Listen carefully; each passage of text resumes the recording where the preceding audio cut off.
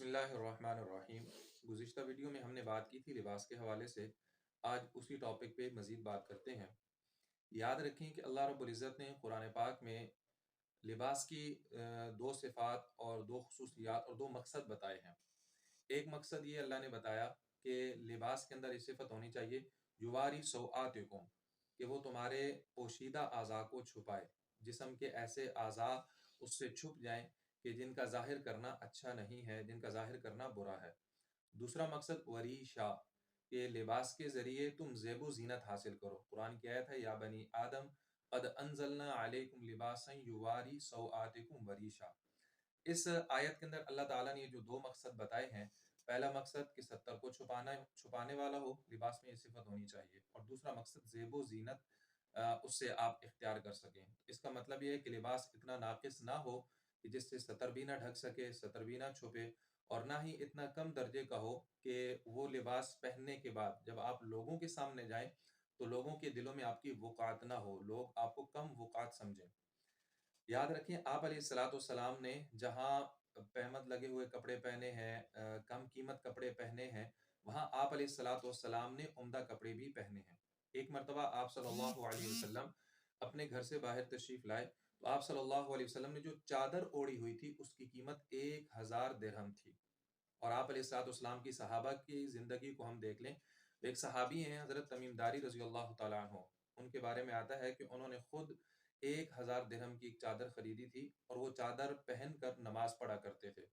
پھر ہم اپنے اسلاف کی بزرگوں کی زندگی کو دیکھ لیں، امام ابو حنیفہ رحمۃ اللہ علیہ کے بارے میں آتا ہے کہ وہ جس چادر میں نماز پڑھا کرتے تھے اس کی قیمت 400 دینار تھی۔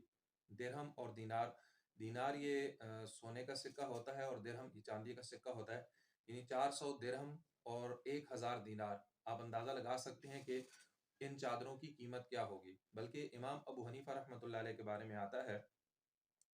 وہ اپنے شاگردوں کو نصیحت کیا کرتے تھے کہ عمدہ لباس پہنو، اور اس کی ایک بہت بڑی علامات اور اس نصیحت کو عمل کرنے کے اعتبار سے ہمیں ان کے شاگرد جو انتہائی معروف بزرگ ہیں امام محمد رحمۃ اللہ علیہ، ان کے بارے میں آتا ہے کہ وہ ہمیشہ نفیس لباس پہنا کرتے تھے۔ بلکہ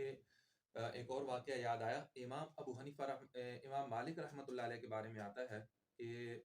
وہ فرماتے ہیں میں نے مدینہ کے جتنے فقہا کو دیکھا تو وہ سب عمدہ لباس پہنا کرتے تھے۔ تو یاد رکھیں کہ اسلام کی جو تعلیمات ہیں سادگی کی، اس کا یہ مطلب نہیں ہے کہ انسان گندا رہے، پراگندہ حالت میں رہے، میلے کچیلے کپڑے پہن کر رہے، بلکہ رسول اللہ صلی اللہ علیہ وسلم کی تعلیمات، رسول اللہ صلی اللہ علیہ وسلم کی جو سیرت ہے وہ افراط اور تفریط سے بالکل پاک ہے، وہ ایک درمیانی راہ ہمیں دکھاتی ہے لباس کے حوالے سے۔ باقی جہاں تک معاملہ ہے کہ آپ علیہ السلام نے پہمت لگے ہوئے کپڑے پہنے ہیں، صحابہ کرام نے کم قیمت کپڑے پہنے، تو ان کا تعلق ان حالات کے ساتھ ہے کہ جب آپ علیہ السلام کے پاس اور آپ کے صحابہ کے پاس رقم آتی، مال آتا، تو آپ اپنے لیے عمدہ کپڑے خریدنے کی بجائے فقراء پہ وہ رقم تقسیم کر دیا کرتے تھے، غریبوں میں، یتیموں میں، مسکینوں میں بانٹ دیا کرتے تھے، دین کے کاموں میں خرچ کر دیا کرتے تھے۔ اس کا ہرگز یہ مطلب نہیں ہے کہ انسان عمدہ کپڑے نہ پہنے، بلکہ آپ علیہ السلام نے جہاں قیمت زدہ کپڑے پہنے ہیں، کم قیمت کپڑے پہنے ہیں، وہیں آپ علیہ السلام نے عمدہ کپڑے بھی پہنے ہیں۔ اس کی مثال میں نے آپ کے سامنے آپ علیہ السلام کی سیرت سے، صحابہ کی زندگی سے، اکابرین اور بزرگوں کی زندگی سے آپ کے سامنے رکھ دی ہے۔ البتہ ایک چیز کا دھیان رکھا جائے کہ انسان جب عمدہ کپڑے پہنے، اچھے کپڑے پہنے، تو اچھے کپڑے پہننے کے ساتھ اس کا دل صاف ہو، اس کے اندر کوئی نمود و نمائش، کوئی غرور، کوئی تکبر والی بات نہ ہو۔ باقی دین کے نام پر اور سادگی کے نام پر میلا کچیلا رہنا، پراگندہ حالت میں رہنا، یہ اچھا نہیں ہے بلکہ ایک معیوب عمل ہے۔ اللہ تعالیٰ کی ذات سے دعا ہے اللہ رب العزت ہم سب کو دین اسلام کی درست تشریح سمجھنے کی اور اس پر عمل کرنے کی توفیق عطا فرمائے۔ السلام علیکم ورحمۃ اللہ وبرکاتہ۔